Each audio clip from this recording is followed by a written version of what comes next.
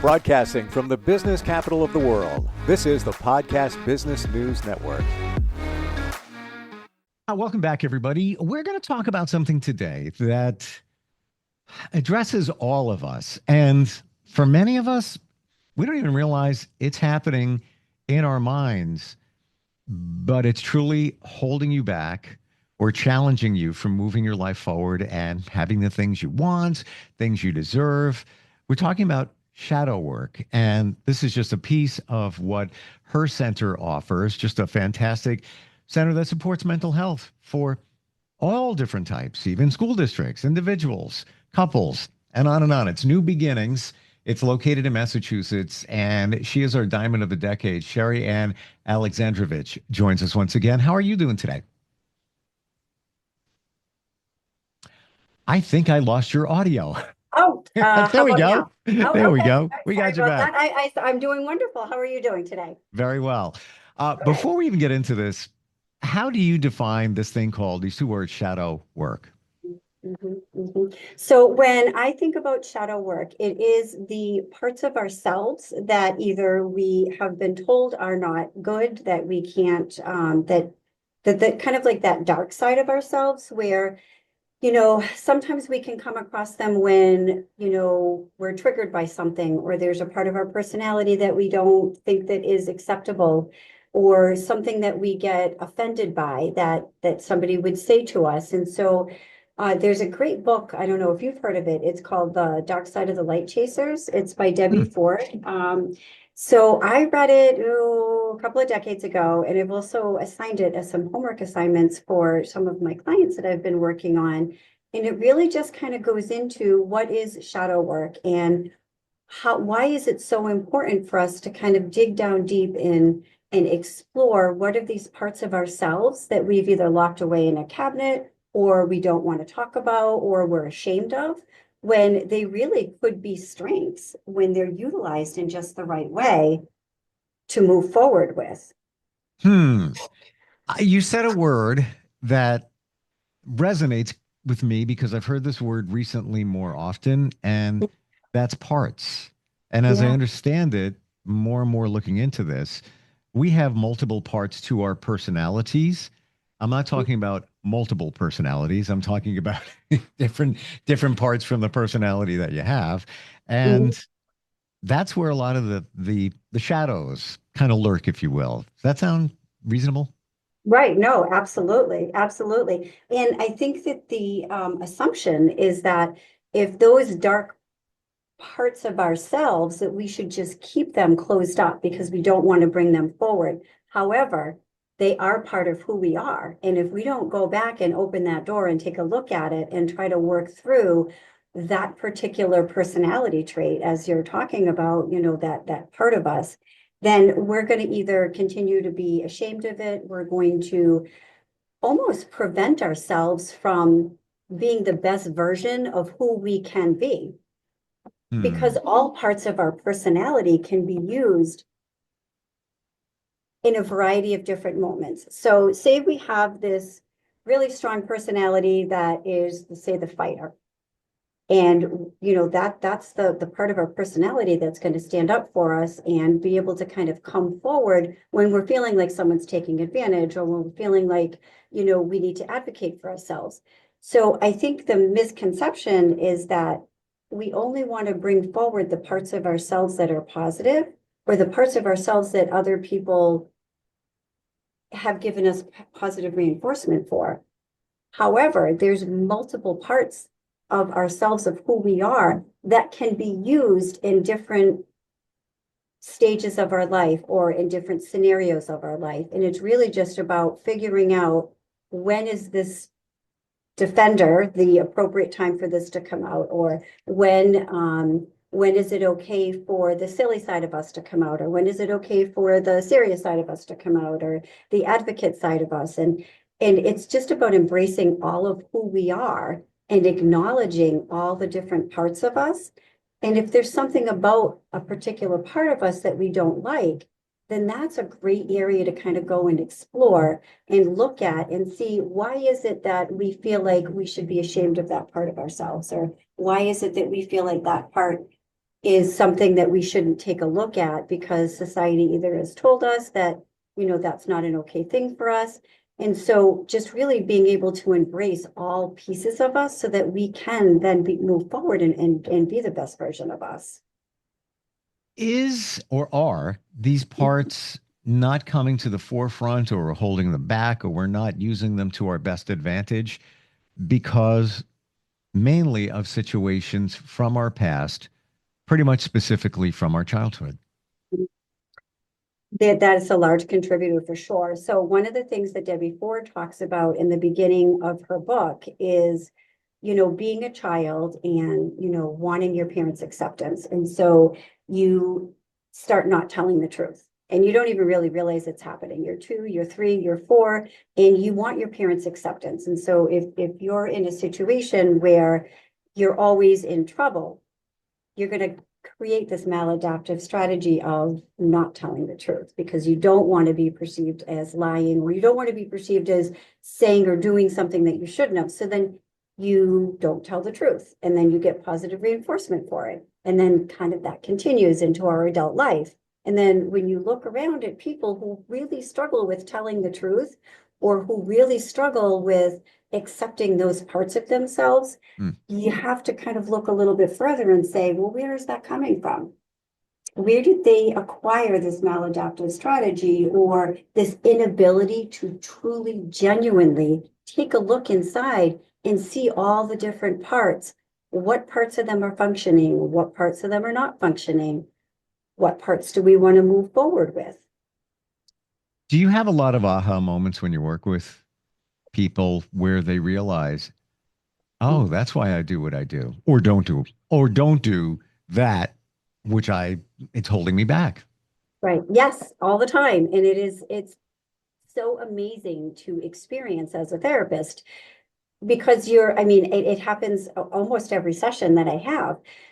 As your therapist, you're sitting here and you're listening and you want to help your client be able to get to that end, right? Because it can't be your epiphany. It can't be your aha moment. It's not going to resonate.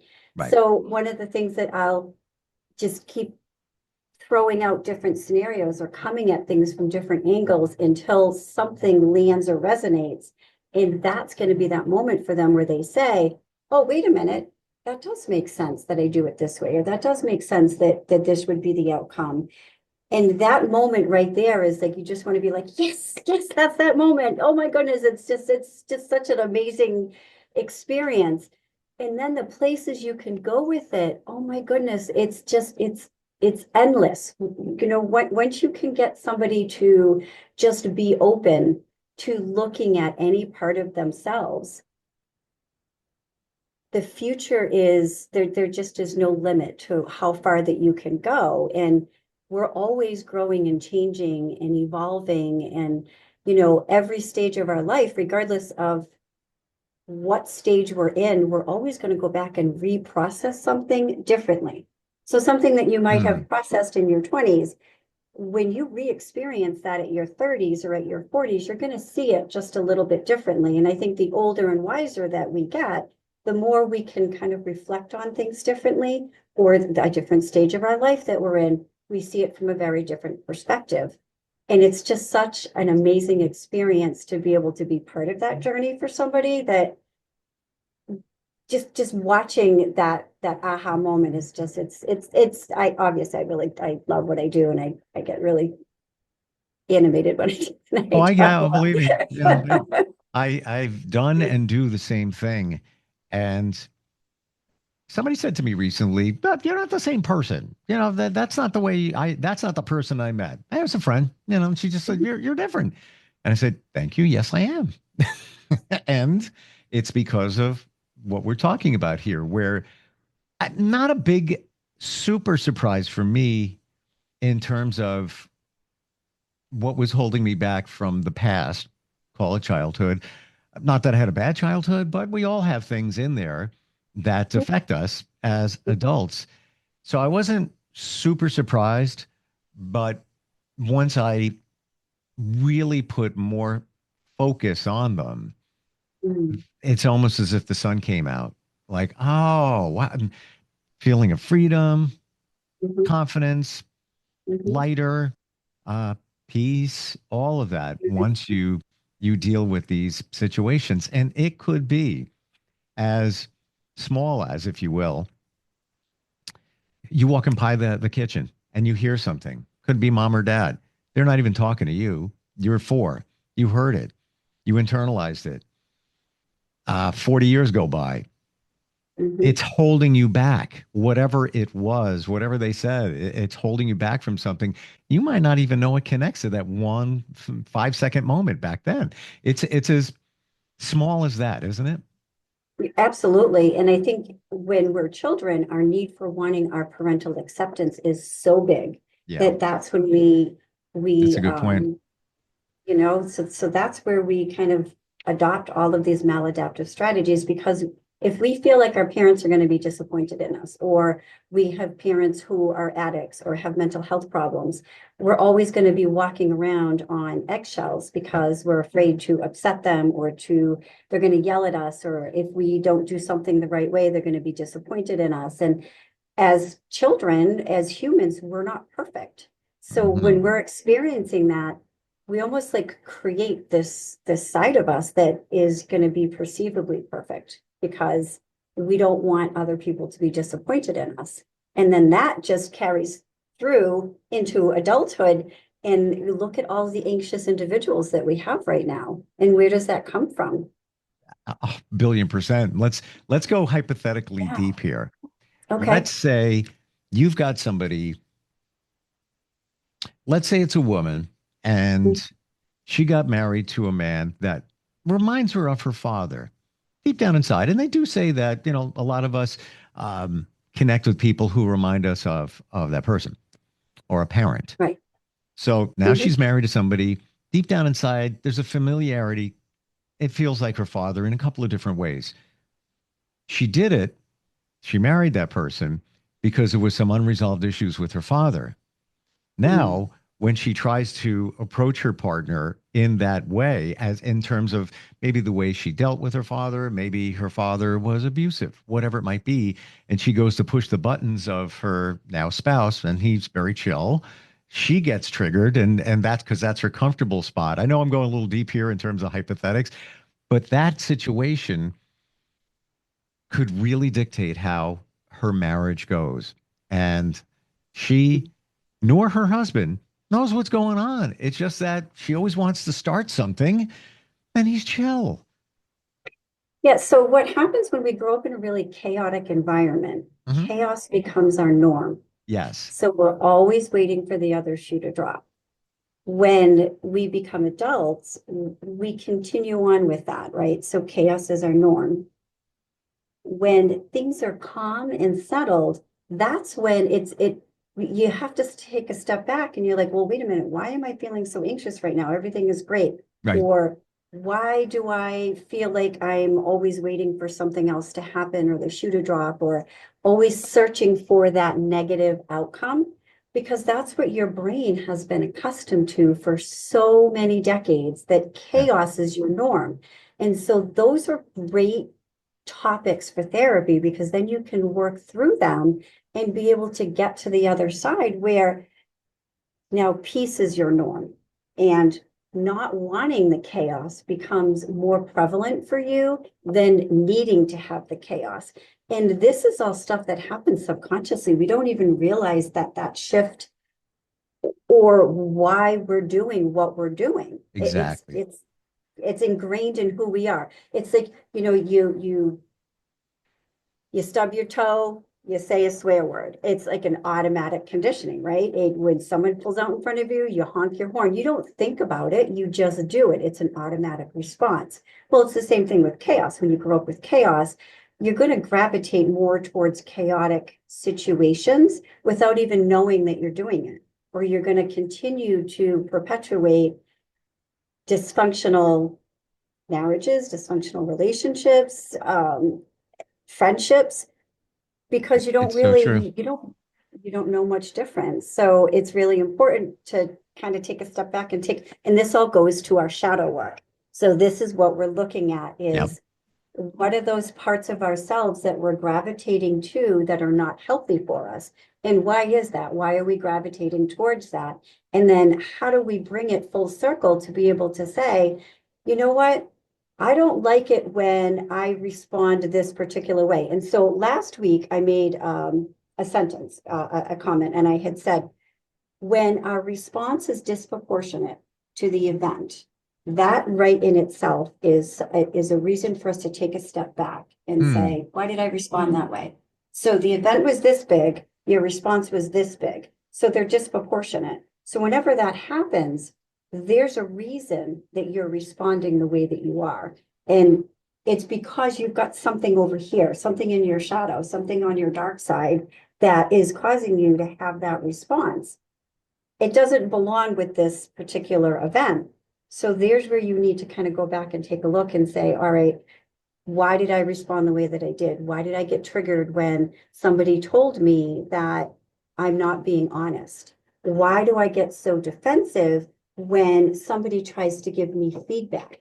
So those are all the things that are really important for us to take a look at. I mean, think about all of the individuals in your life that you've ever come across where you tried to give them any sort of feedback or any sort of suggestion, and you're met with defensiveness, or you're met with, nope, that's not me, I'm not doing that, argumentativeness. That's because that's that part of themselves that they just haven't been ready to explore or look at. So they're like, no, I don't like people who are defensive. I don't like this. But they're not willing to look that's who they are on the inside. That's what their experience is, but they can't see that they're projecting it. And it's really difficult when you come across somebody like that, because we really all have to just take a step back and really look at, why are we responding this way? Why are we reacting this way? Yep. Why are we repeating patterns? Why are the same things happening over and over again? And how do we stop that? And it's really just taking a step back and saying, what is it about myself that I need to change? How can I be the best version of myself? How can I move forward and make different choices and be comfortable with the peace versus the chaos? And those are just, that's great foundation work. Sure. And not easy to do. Not easy to do No. alone. And just what you identified, I do know somebody who always thinks that they're being blamed. They'll even say, oh, so it's my fault. Well, there's probably, and I don't want to say always, but quite often that's their response. That's coming Yep. from somewhere. Maybe their mother used to say certain things and this is being triggered. I know somebody else. You just to go back on your example, where I don't know their childhood. I feel it was, everything was good, but you never know what little pieces are hanging out there that they internalize as a kid. But this person has been through a number of traumatic events in the last, say, 5 years, and they have anxiety, always did, runs in the family. When things are quiet, they get anxious. When everything is just calm, everything's just to your point. We talk about shadow work. So I think I shared with you, I'm in a men's group. It's a leadership community service group, but we call it Mask Down, and we talk about what's going on.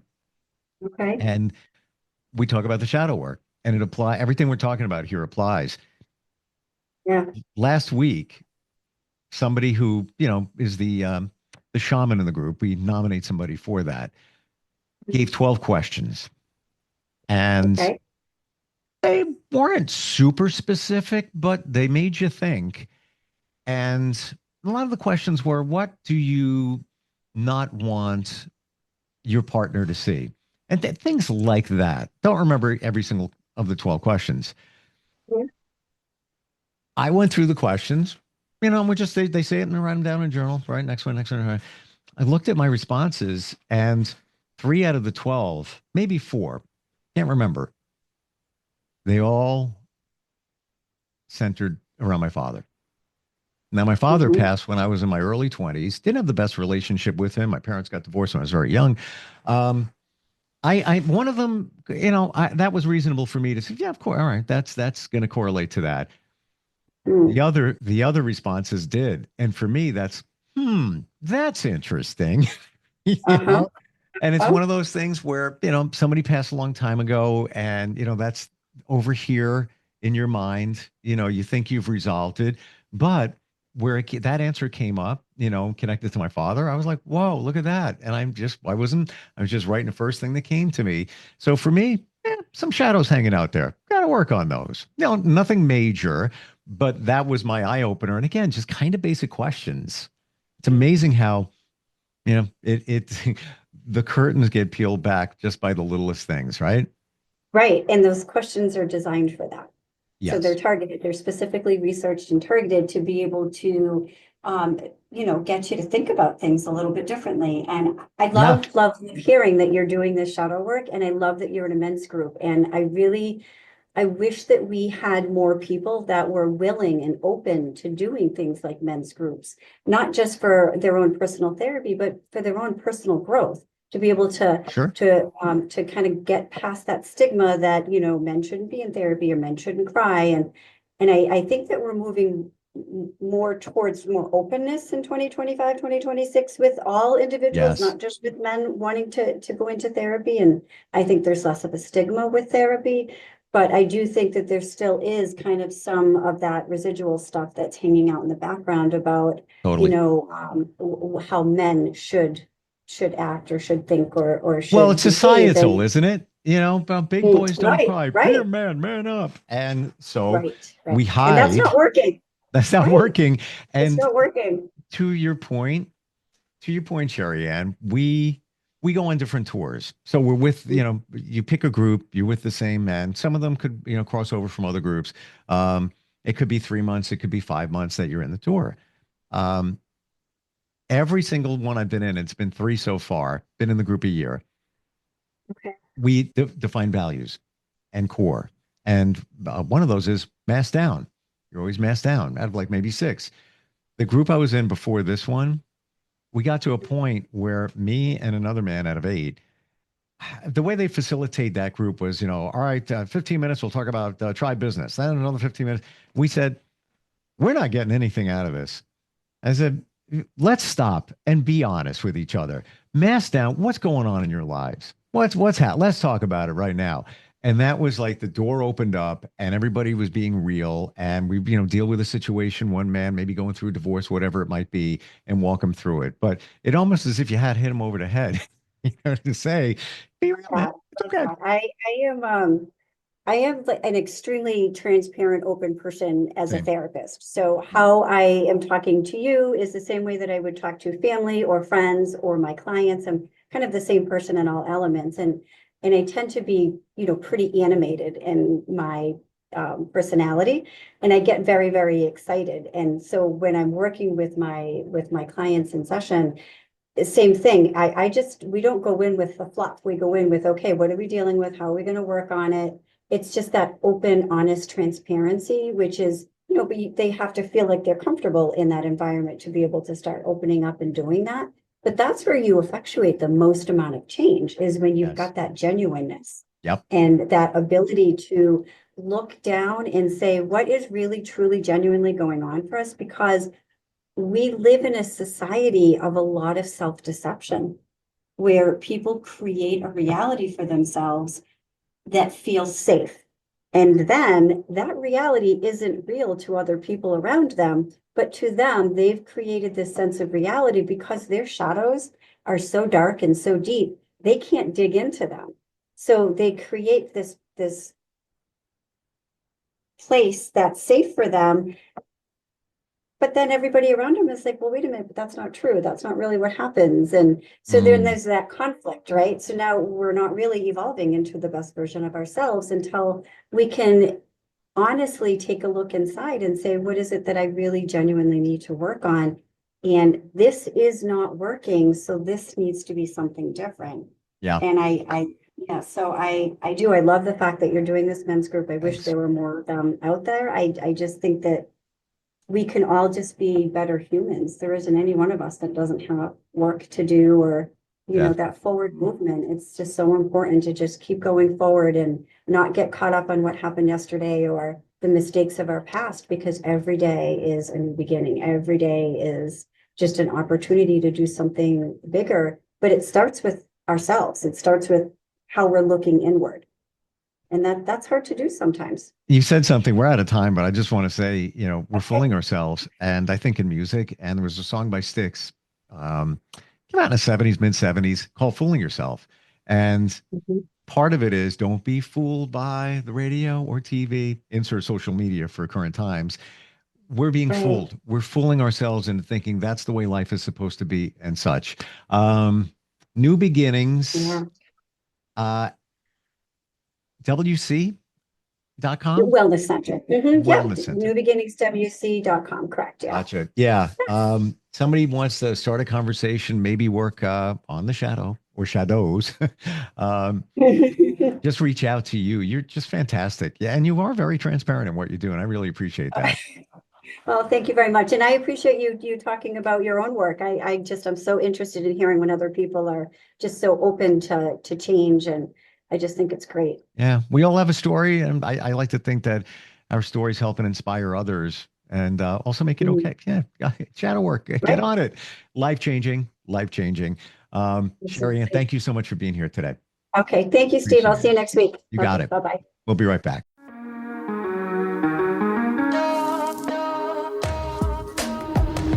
Broadcasting from the business capital of the world, this is the Podcast Business News Network.